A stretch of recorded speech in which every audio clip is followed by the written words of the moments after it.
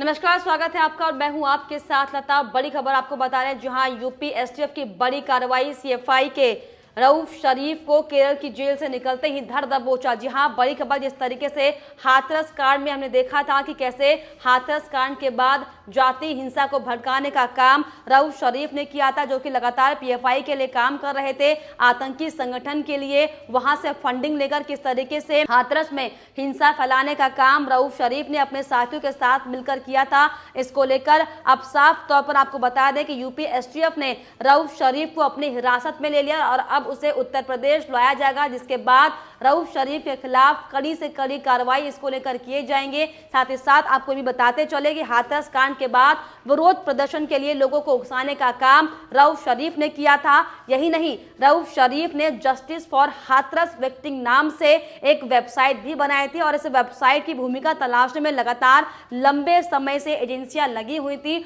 और आखिरकार अब रऊफ शरीफ जो है वो यूपी पुलिस के हाथ तो लग चुका है, जिसमें अब साफ तौर पर ये कह सकते हैं कि योगी सरकार का बड़ा एक्शन ये है, क्योंकि जिस तरीके से लंबे समय से हिंसा भड़काने वाले लोगों के खिलाफ तमाम तरह की जो कार्रवाई कर रही थी एजेंसियां, छानबीन में जुटी हुई थी। इसी कड़ी में लंबे समय से रऊफ शरीफ का इंतजार किया जा रहा था कि आखिर वो कब केरल जेल से छूटे और उसको दबोचा जाए, ताकि किन किन लोगों के साथ मिलकर वो इस तरीके से भारत में दंगे फसाद बढ़ाने का काम कर रहा है, इसका खुलासा बहुत जल्द हो पाए। तो साफ तौर पर आपको बताते चले कि रऊफ पर सीए के विरोध में हिंसा फैलाने के लिए फंडिंग का आरोप है। रऊफ को 12 दिसंबर 2020 को केरल के तिरुवनंतपुरम एयरपोर्ट पर इमिग्रेशन के अधिकारियों ने पकड़ा था। इसके अलावा आपको बता दें कि रऊफ के खिलाफ ईडी और यूपी पुलिस ने लुकआउट नोटिस भी जारी किया था। इसके अलावा बाद में इमिग्रेशन ने उसे प्रवर्तन निदेशालय को सौंप दिया था और ईडी ने पूछताछ के बाद रऊफ को केरल की जेल में निरुद्ध कराया था। इसके अलावा आपको साथ ही साथ ये बताते चले कि रऊफ पर दिल्ली में नागरिकता संशोधन कानून के विरोध में भी हिंसा फैलाने का आरोप है और इसके अलावा हिंसा फैलाने के लिए जो फंडिंग जो इकट्ठा की जा रही थी, ये पीएफआई के संगठनों के साथ इसके तार जुड़े हुए थे और लगातार आतंकी संगठनों के इशारे पर लगातार हिंसा को बढ़ाने का ये काम कर रहा था। चाहे हम बात करें जो दिल्ली में जिस तरीके से हमने देखा था कि कैसे हिंसात्मक धरना प्रदर्शन वहां पर किया जा रहा था, सीए के नाम पर, एनआरसी के नाम पर, कैसे लोगों को वहां पर पैसे देकर बटोरा जा रहा था और किस तरीके से वहां पर बिरयानी खिलाकर उन्हें हर एक चीज मुहैया कराकर लोगों को तमाम तरह के देश विरोधी बातें सिखाई जा रही थी। तो इसका बड़ा खुलासा भी उस दौरान हुआ था। लेकिन रऊफ शरीफ, जिसने हाथरस हिंसा की आड़ में, जिस तरीके से हमने देखा था, जो हाथरस में जो रेप केस सामने आया था, उसकी आड़ में इसने सीए को लेकर, एनआरसी को लेकर लोगों को भड़काने का काम शुरू किया था, जिसको लेकर यूपी पुलिस ने लुकआउट नोटिस भी जारी कर रखा था। साथ ही आपको बताते चलें कि जांच जो है ईडी कर रहा था और ईडी ने रऊफ के खाते में विदेश से आई रकम को लेकर भी कई अहम साक्ष्य जुटाए थे। तो बड़ी खबर आपको बता रहे हैं, जहां जो कि योगी सरकार के सानिध्य में एक बड़ा एक और एक्शन सामने आया है। जिस तरीके से हमने देखा था कि सीए को लेकर तमाम तरह के जो हिंसा फसाद जो फैलाया जा रहा था, किस तरीके से योगी सरकार ने एक एक को ढूंढकर करारा जवाब दिया था। जिस तरीके से सरकारी संपत्तियों का नुकसान उस दौरान किया गया था, जिस तरीके से योगी सरकार ने बड़ा एक्शन प्लान लेते हुए सभी की संपत्तियों को जब्त कर दिया था। और इसी कड़ी में जब हाथरस कांड के बाद हिंसा को फैलाने का काम किया जा रहा था, अब उसी का जो मास्टरमाइंड है, उसे अब गिरफ्तार कर लिया गया है। अब कड़ी पूछताछ इसको लेकर की जाएगी। साथ ही आपको बताते चले, हाथरस मामले में जमकर हो रही राजनीति के दौरान मथुरा जाते समय पीएफआई के 4 सदस्य सिद्दीकी कप्पन, अतीकुर रहमान, आलम और मसूद को भी पुलिस ने गिरफ्तार किया था और पूछताछ के बाद साफ तौर पर यह खुलासा हुआ था कि उनकी हाथरस में दंगा फैलाने के लेकर एक साजिश बनाई गई थी और उसी साजिश के तहत वो लगातार काम कर रहे थे। जिस तरीके से हमने देखा था कि कैसे पीएफआई के जो संगठन के विंग के जो कार्यकर्ता थे, जो उनके समर्थक थे, वो कैसे लगातार विदेशों से फंडिंग लेकर यहाँ पर लोगों को भड़काने का काम हम कर रहे थे, वो लोग कर रहे थे, जो कि हमने देखा था साफ तौर पर। और इसी को लेकर तमाम तरह की जो एजेंसियां हैं वो इसके पीछे डटी हुई थी। साथ ही आपको ये बताते चले कि रऊफ शरीफ का नाम सामने आया था और इसके बाद यूपी पुलिस ने प्रोडक्शन वारंट के लिए आवेदन किया था। और साथ ही साथ आपको बताते चले कि जो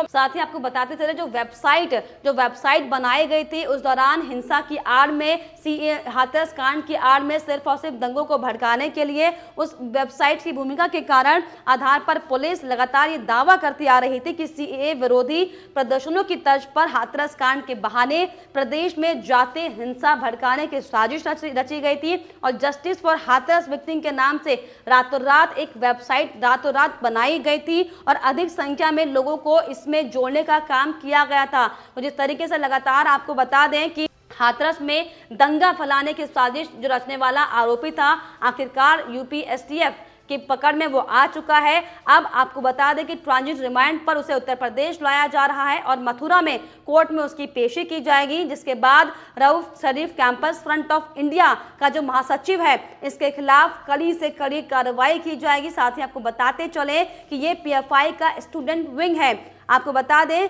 आपको बताते चले कि हाथरस में जांच कर रही पुलिस को ये पता चला था कि दंगे भड़काने के लिए पीएफआई के सदस्य कंपन और उसके साथियों को पार्टी के वरिष्ठ पदाधिकारियों रऊफ शरीफ व पी कोया द्वारा फंडिंग की गई थी और आरोपियों को 1.5 करोड़ रुपए ओमान और कतर में बैठे बैठे पीएफआई सदस्यों के जरिए इनके अकाउंट तक पहुंचाई जा रही थी। और यही नहीं, आपको ये भी अहम बात बता दें कि जो रऊफ शरीफ है वो अभी केरल से जेल से छूटते ही भागने की फिराक में था, ओमान जाने की कोशिश में था, लेकिन जिस तरीके से यूपी एसटीएफ ने साफ तौर पर रऊफ शरीफ को जो धर दबोचा है और अब इसको लेकर जो बड़ी कार्रवाई होने वाली है, वाकई ये साफ तौर पर ये जाहिर कर देगी कि कौन कौन आखिर वो लोग हैं जो भारत में लगातार देश विरोधी गतिविधियों को अंजाम देने की कोशिश कर रहे हैं। फिर चाहे वो बात किसान आंदोलन बिल की हो, फिर चाहे वो बात सीए और एनआरसी की हो, क्योंकि जिस तरीके से उस समय भी हमने देखा था कि कैसे आम आदमी पार्टी, अरविंद केजरीवाल और कांग्रेस के तमाम बड़े दिग्गज जो नेता थे